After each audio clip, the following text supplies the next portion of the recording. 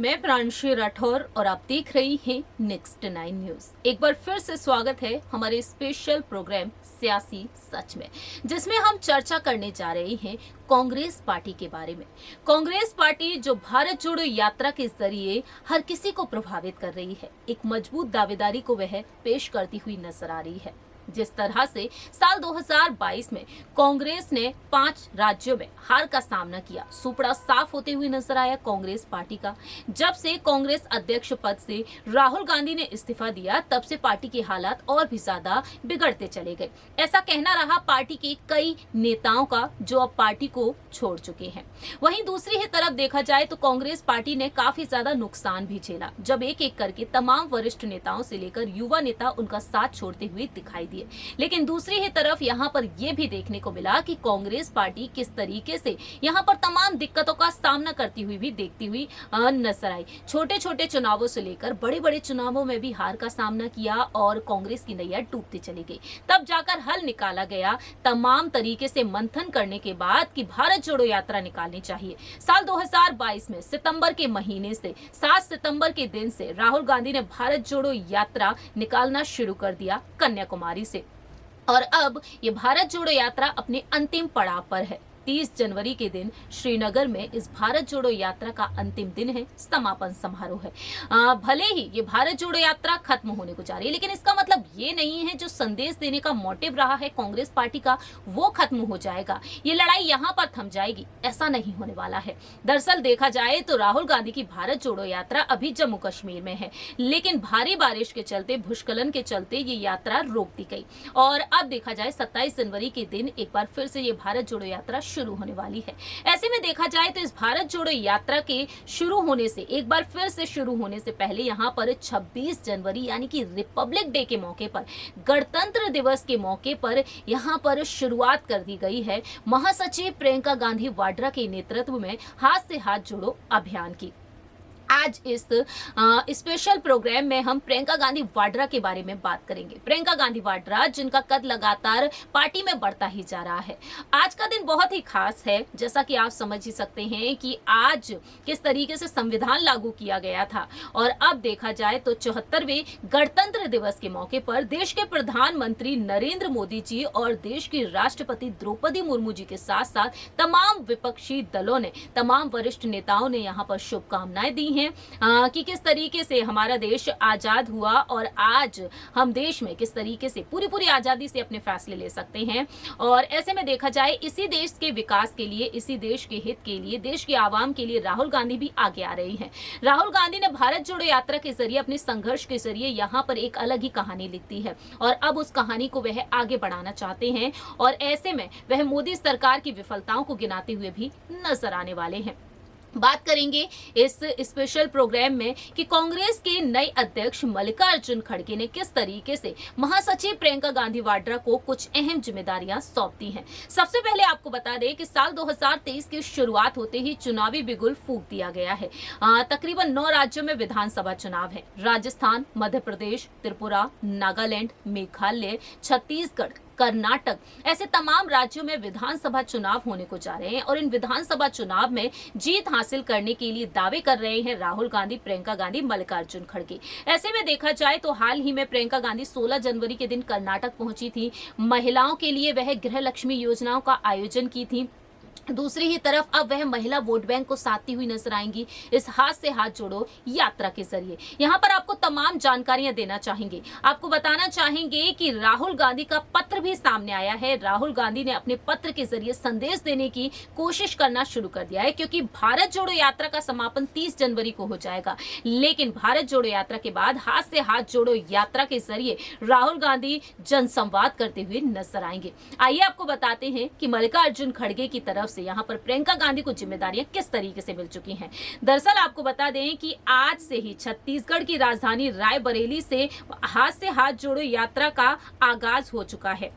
आपको बताते चलें कि यहाँ पर प्रदेश के 307 ब्लॉकों से हाथ से हाथ जोड़ो अभियान के तहत जनसंपर्क यात्रा निकालना शुरू हो चुकी है। आपको जानकारी दे दें कि राष्ट्रव्यापी हाथ से हाथ जोड़ो अभियान के पर्यवेक्षक अरुण गांधी का कहना है कि आज से राष्ट्रव्यापी हाथ से हाथ जोड़ो अभियान की शुरुआत हुई है और जो प्रदेश के सभी बूथों तक जाने वाली है। दूसरी ही तरफ यहाँ पर देखा जाए तो प्रदेश अध्यक्ष मोहन मरकाम ने कहा, हाथ से हाथ जोड़ो अभियान 307 ब्लॉक कांग्रेस कमेटी एक दिन में कम से कम 10 किलोमीटर की यात्रा निकालेगी और एक दिन में कम से कम 3000 किलोमीटर हाथ से हाथ जोड़ो यात्रा चलेगी। 60 दिन में तकरीबन 1,80,000 किलोमीटर तक ये यात्रा निकलेगी। ऐसे में ये विशाल अभियान पद यात्रा के रूप में देश के सभी ग्राम पंचायतों, गांव और मतदान केंद्र तक पहुंचेगा।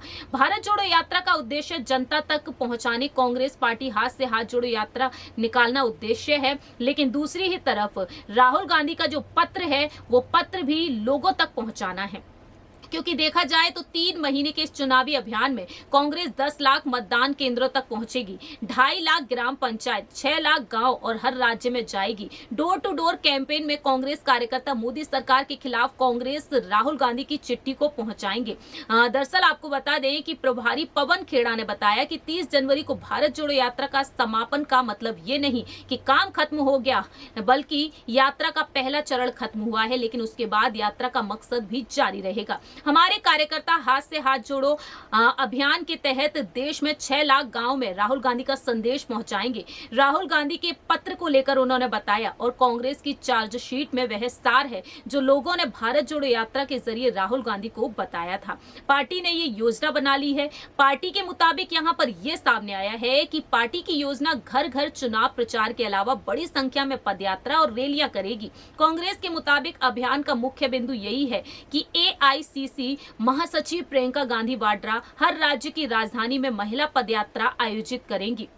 AICC महासचिव प्रभारी संगठन KC वेणुगोपाल का कहना है, हाथ से हाथ जोड़ो यात्रा कांग्रेस की भारत जोड़ो यात्रा का फॉलोअप कार्यक्रम है। प्रियंका गांधी वाड्रा हाथ से हाथ जोड़ो यात्रा के जरिए भारत जोड़ो यात्रा के संदेश को फैलाने के लिए हर राज्य की राजधानी में महिला सदस्यों के साथ पैदल मार्च और रैलियों का नेतृत्व भी करने वाली हैं। इस तरह से यहाँ पर राहुल गांधी की चिट्ठी को पहुंचाया जाएगा जनता तक, क्योंकि देखा जाए तो जनता के बीच राहुल गांधी की वो चिट्ठी पहुंचने वाली है जिस चिट्ठी में मोदी सरकार के 8 साल के कार्यकाल को दर्शाया जाएगा और 8 साल की यहाँ पर विफलताओं को भी गिनाया जाएगा। दूसरी ही तरफ भारत जोड़ो यात्रा खत्म करने के बाद राहुल गांधी कांग्रेस के लिए कर्नाटक के विधानसभा चुनाव को लेकर भी जुटने वाले हैं। कर्नाटक कांग्रेस के कार्यकारी अध्यक्ष सलीम अहमद ने कहा कि हमने राहुल से चल रही प्रजाध्वनि यात्रा के अंतिम चरण के दौरान अभियान का नेतृत्व करने का अनुरोध किया और वह सहमत हो गए हैं।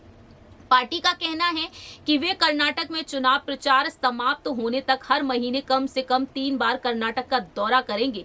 बीजेपी पीएम, केंद्रीय गृह मंत्री और अध्यक्ष जेपी नड्डा जैसे राष्ट्रीय नेताओं के साथ तकरीबन हर दूसरे हफ्ते राज्य का दौरा या रैली करती है। कांग्रेस का मानना है कि अब राहुल गांधी का अभियान कुछ हद तक विरोधी प्रभाव का मुकाबला करेगा और पार्टी की चुनावी संभावनाओं को मजबूत करेगा। प्रियंका गांधी वाड्रा ने हाल ही में राज्य का दौरा किया और एक महिला सम्मेलन को संबोधित किया। ऐसे में देखा जाए तो अब राहुल गांधी की रूपरेखा देखने को मिलेगी कि आखिरकार राहुल गांधी किस तरीके से रूपरेखा बनाते हुए नजर आएंगे। और दूसरी ही तरफ हाथ से हाथ जोड़ो यात्रा के जरिए राहुल गांधी की चिट्ठी पहुंचाने का काम भी किया जाएगा। यानी कि कुल मिलाकर देखा जाए तो राहुल गांधी की चिट्ठी के जरिए अब यहाँ पर कुछ अलग तरीके से परिणाम देखने को मिलने वाले हैं। कांग्रेस की यही रणनीति है। कांग्रेस की रणनीति ये है कि राहुल गांधी की भारत जोड़ो यात्रा के बाद अब हाथ से हाथ जोड़ो अभियान का जो आगाज कर दिया गया है और इस आगाज के जरिए राहुल गांधी अपनी उस चिट्ठी के जरिए यहाँ पर अब कार्यकाल को दर्शाते हुए नजर आएंगी। मोदी सरकार के नेतृत्व में जो फैसले लिए गए हैं, जो चार्जशीट दाखिल की गई है, उस चार्जशीट में आखिरकार यहाँ पर क्या कुछ नजारा देखने को मिलेगा, ये भी काफी ज्यादा दिलचस्प होने वाला है। तो ऐसे में देखा जाए राहुल गांधी की भारत जोड़ो यात्रा के बाद अब उस पत्र पर भी सभी की नजरें टिकी हुई हैं, क्योंकि उस पत्र में राहुल गांधी ने यहां पर तमाम तरीके की बातें लिखी हैं और प्रियंका गांधी वाड्रा को पूरे तरीके से यहां पर आगे कर दिया है। प्रियंका गांधी वाड्रा हर राज्य में महिला वोट बैंक को बढ़ावा देती हुई नजर आएंगी। महंगाई, बेरोजगारी, भ्रष्टाचार को खत्म करने के लिए जो यहां पर संदेश दिया गया राहुल गांधी की तरफ से और उस पत्र को वह जनता तक पहुंचाती हुई नजर आएंगी। तो ये कुछ जिम्मेदारियां दी गई हैं प्रियंका गांधी को, जिसमें प्रियंका गांधी किस तरीके से सफल होती हुई नजर आएंगी। क्योंकि देखा जाए तो नगर निकाय चुनाव जो यूपी में होने वाले हैं, उन नगर निकाय चुनाव के लिए प्रियंका की टीम का गठन भी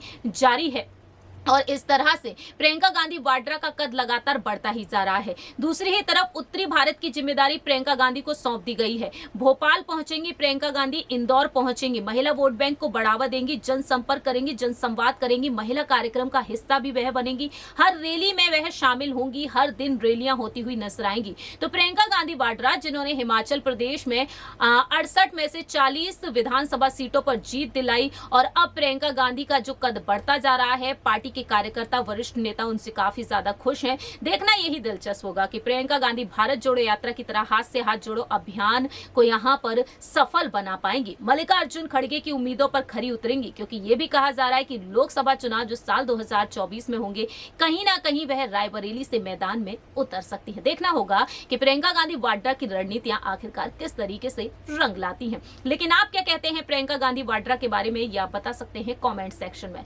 फिलहाल के लिए हम चलते हैं, बाकी की तमाम अपडेट्स के लिए आप देखते रहिए नेक्स्ट 9 न्यूज।